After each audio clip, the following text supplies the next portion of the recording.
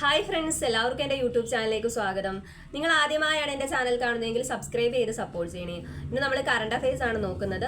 ഒന്നാമത്തെ ക്വസ്റ്റ്യൻ, വൈദ്യുത പ്രസരണ ശൃംഖലയ്ക്കും വാണിജ്യ നഷ്ടം കുറയ്ക്കാനായി 2025 ബഡ്ജറ്റിൽ ഉൾപ്പെടുത്തിയ പദ്ധതി ഏതാണ്? ദ്യുതിയാണ്. വൈദ്യുത പ്രസരണ ശൃംഖലയ്ക്ക് വാണിജ്യ നഷ്ടം കുറയ്ക്കാനായി 2025 ഉൾപ്പെടുത്തിയ പദ്ധതിയാണ് ദ്യുതി. ഒഴിഞ്ഞുകിടക്കുന്ന വീടുകൾ ടൂറിസം മേഖലയിൽ അടിസ്ഥാന സൗകര്യത്തിനായി നൽകുന്നതിനായി വിഭാവനം ചെയ്ത പദ്ധതി ഏതാണ്? കെ ഹോംസ് ആണ്. ഒഴിഞ്ഞു കിടക്കുന്ന വീടുകൾ ടൂറിസം മേഖലയിൽ അടിസ്ഥാന സൗകര്യത്തിന് നൽകുന്നതിനായി വിഭാവനം ചെയ്ത പദ്ധതിയാണ് കെ ഹോംസ്. മാതാപിതാക്കളുടെ സംരക്ഷണം മക്കളുടെ ഉത്തരവാദിത്തമാണെന്ന് പ്രഖ്യാപിച്ച ഹൈക്കോടതി ഏതാണ്? കേരള ഹൈക്കോടതിയാണ്. മാതാപിതാക്കളുടെ സംരക്ഷണം മക്കളുടെ ഉത്തരവാദിത്തമാണെന്ന് പ്രഖ്യാപിച്ച ഹൈക്കോടതി കേരള ഹൈക്കോടതിയാണ്. രാജ്യത്ത് വർദ്ധിച്ചു വരുന്ന സാമ്പത്തിക തട്ടിപ്പ് കേസുകൾ കൈകാര്യം ചെയ്യുന്നതിനായി RBI അവതരിപ്പിച്ച പുതിയ ഇന്റർനെറ്റ് ഡൊമൈൻ ഏതാണ്? bank.in ആണ്. സാമ്പത്തിക തട്ടിപ്പ് കൈകാര്യം ചെയ്യുന്നതിനായി RBI അവതരിപ്പിച്ച പുതിയ ഇന്റർനെറ്റ് ഡൊമൈൻ ആണ് bank.in. ഏഷ്യയിലെ ഏറ്റവും വലിയ വ്യോമ അഭ്യാസ പ്രദർശനമായ എയ്റോ ഇന്ത്യക്ക് വേദിയാവുന്ന എവിടെയാണ്? ബംഗളൂരു ആണ്.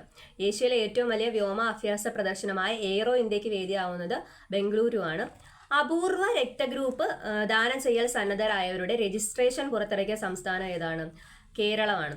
അപൂർവ ഗ്രൂപ്പ് രക്തദാനം ചെയ്യൽ സന്നദ്ധരായവരുടെ രജിസ്ട്രേഷൻ പുറത്തിറക്കിയ സംസ്ഥാനമാണ് കേരളം.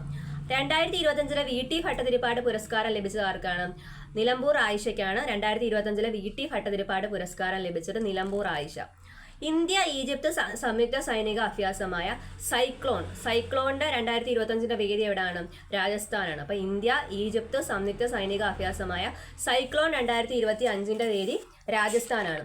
അടുത്ത ക്വസ്റ്റ്യൻ, വിഴിഞ്ഞം തുറമുഖത്തിന് ശേഷം കേരളത്തിലെ ഏറ്റവും വലിയ രണ്ടാമത്തെ തുറമുഖ പദ്ധതി ഏതാണ്? പൊഴിയൂർ മത്സ്യബന്ധന തുറമുഖമാണ്. തിരുവനന്തപുരത്തെ പൊഴിയൂർ മത്സ്യബന്ധന തുറമുഖം. അപ്പൊ വിഴിഞ്ഞം തുറമുഖത്തിന് ശേഷം കേരളത്തിലെ ഏറ്റവും വലിയ രണ്ടാമത്തെ തുറമുഖ പദ്ധതിയാണ് പൊഴിയൂർ മത്സ്യബന്ധന തുറമുഖം, തിരുവനന്തപുരം. നൃത്തരംഗത്തെ സമഗ്ര സംഭാവനയ്ക്കുള്ള സംസ്ഥാന വിനോദസഞ്ചാര വകുപ്പിന്റെ നിശാഗന്ധി പുരസ്കാരം ലഭിച്ചത് ആർക്കാണ്? രാജേന്ദ്ര ഗംഗാനിക്കാണ്. പണ്ഡിറ്റ് രാജേന്ദ്ര ഗംഗാനിക്കാണ് കിട്ടിയത്. കഥക് കലാകാരനാണ്. Okay, thank you all.